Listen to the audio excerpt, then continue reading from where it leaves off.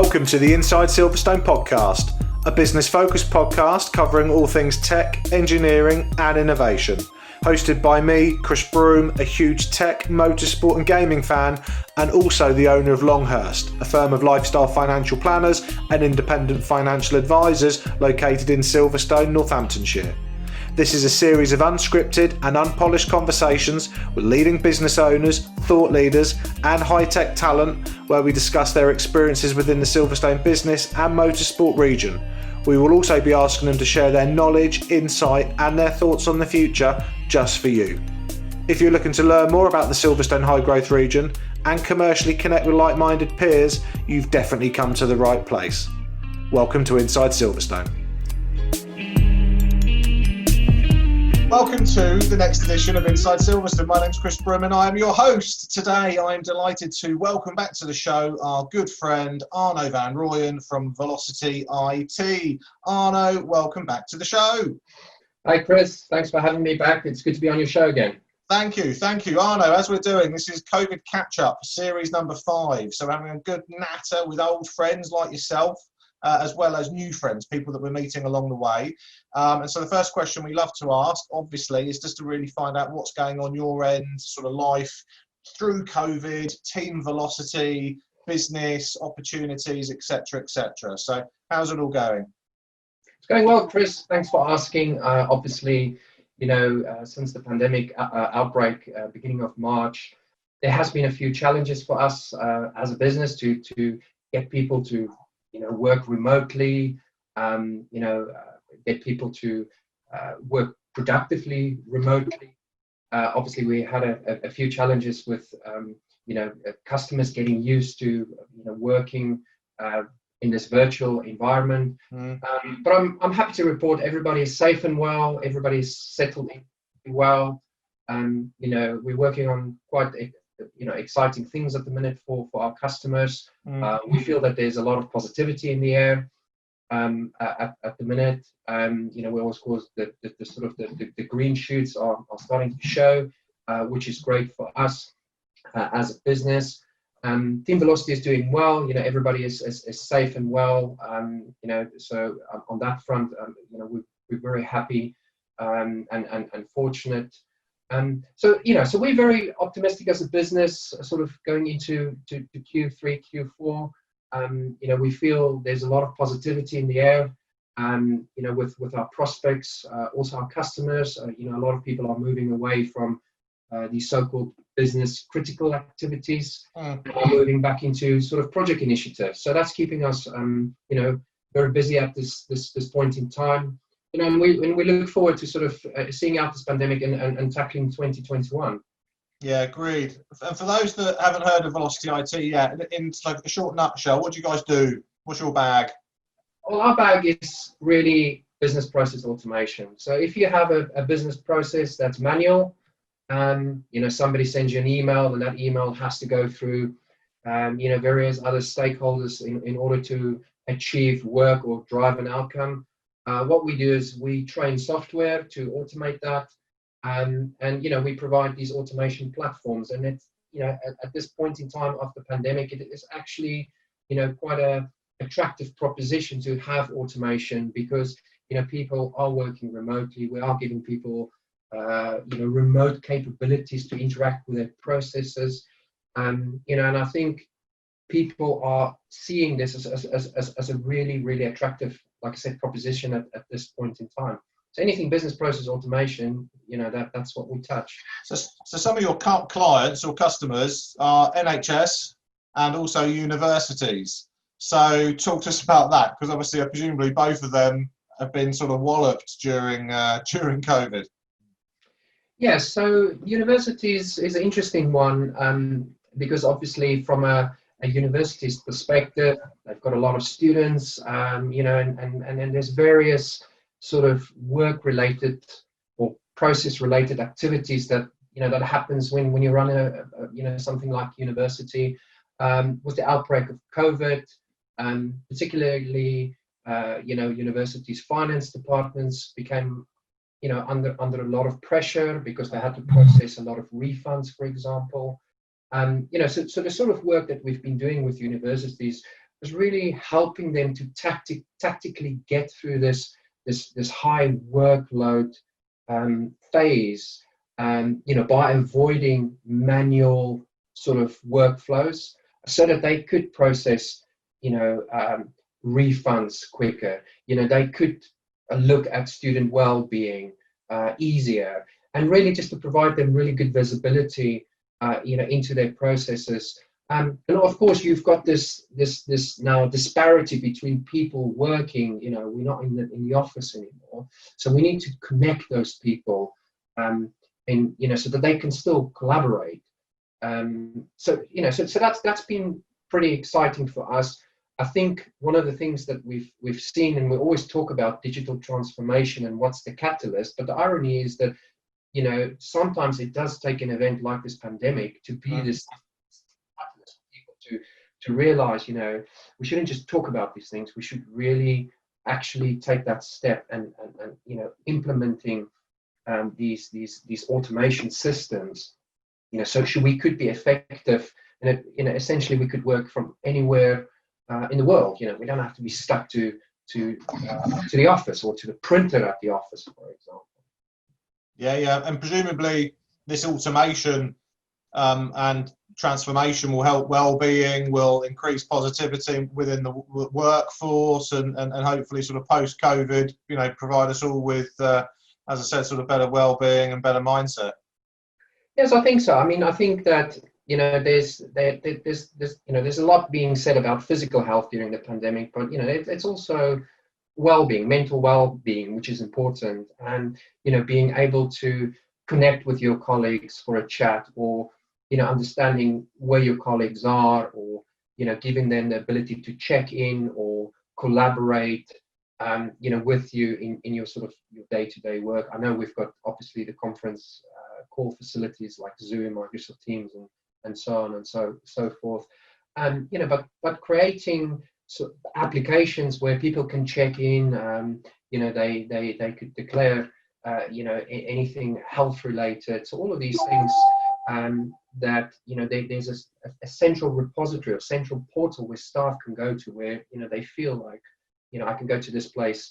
I don't know, if I feel like I need to declare that I've got a high fever or I'm ill. So these are the kind of, I guess, processes and applications that we could roll out very tactical and very quickly, and presumably build on that in the future. Okay, great. And what else is going on at sort of head office with Velocity? Any sort of projects on the go? Anything internally? I think you mentioned something about a website being updated. What else should we be seeing from you guys in the next 6 to 12 months? Yes, we've been very busy, looking at our brand during this time, this pandemic as well. It sort of gave us new focus. We have our new website being launched circa beginning of September. So that's quite exciting for us. Again, we see a surge in demand for our robotic process automation services. So this is where we train a software bot to be able to mimic human behavior. So if you have activities that you do every day, which is mundane, what we can do is we train a software bot to take that mundane activities away from that person, and that person can get on with value added work. So we do a lot of research in that, and identifying those use cases that we could deploy these software bots. So that's very exciting. And as we see the adoption of RPA, or robotic process automation, increase, that's the space that we want to be sharp in, and that's the space where we spend a lot of our time doing research and development in. So that's very exciting. Of course, we have the team in India as well. So the team in India is sort of spearheading a lot of the R&D from our side, and then we bring that intellectual property in and deploy that for our customers in the UK. So very exciting stuff. There's never a boring day. Yeah, absolutely. And so it's a bit of a fun question and then a technical one. So what's a bot, and how do you train one? So a bot is not the thing you see on Terminator 2, with the red eye. Well, it could be, I suppose. I think most people think it's that, but it's not. I don't know if you remember the annoying Microsoft paperclip thing that came up in the old days when you start typing a letter and it says, "It looks like you want to type a letter. Can I help?" You remember that? Was that before your time, Chris? No, that was definitely, I remember that. Okay, so that's the easiest way I can explain that. So take that paperclip and give it more intelligence. Give it the ability to read an email. Give it the ability to send an email. Give it the ability to take a spreadsheet and go through data and key that information into another system. Give it the ability to make rudimental decisions based on looking at a piece of data. So we can train effectively that virtual assistant to be able to help you eliminate some manual mundane work from your day-to-day activities. So for instance, if you have, let's say, a management report that you need to generate, you need to source data from various places, put that into Excel to create a management report to send on to the management team. You can train that software bot to actually go out and source that information for you in the background, copy it into the Excel, and you could literally see it work. It moves the mouse, it types in the information. So you train it to do that. And when it's done, it will ask you a question, can you review this? Are you happy? So you can create this interaction with the robot. And of course, you can do this with any type of system interaction. You could use artificial intelligence to make it more intelligent, to look at unstructured data. So it goes quite deep. You can use machine learning. So there's a lot of things you could train it to do. And so using the Terminator analogy, so how far away from Skynet are we? I would say about 3 years, Chris. Yeah, of course. Yeah, I think with artificial intelligence, it is in all seriousness it is a topic where people are pushing for open AI, where open AI is something like Elon Musk is pioneering that, to say, we have to use this technology very responsibly, because in the wrong hands, this could be really bad for us as a species.